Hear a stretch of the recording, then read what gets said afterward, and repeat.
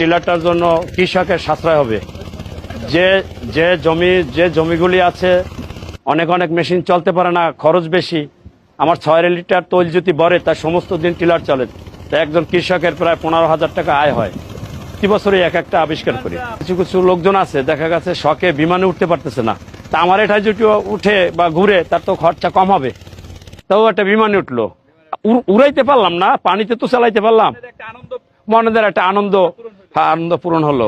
এই এটা মাথায় আসার কারণটাই হলো অনেকে বিমানে উঠছে, দেখা গেছে যে আমাদের অত্র এলাকায় নিম্ন অঞ্চল এরা কেউ অনেকে উঠতে পারে নাই। তা আমি এটা বানাবার পরে অনেকে উঠছে এবং অনেকেই আশা আছে যে তারা একটু ঘুরবে। প্রায় 2,70,000 টাকার মতো খরচ হয়েছে। এটা বানাইতে সময় কি, এটা আমি প্রায় দীর্ঘ 2 বছর নিয়ে আস্তে আস্তে কাজ করছি, তো 2টা বছর পরে আমি পানিতে নামাইছি। 18 জন মানুষ নিয়ে বানুইপাড়া পর্যন্ত গেছি।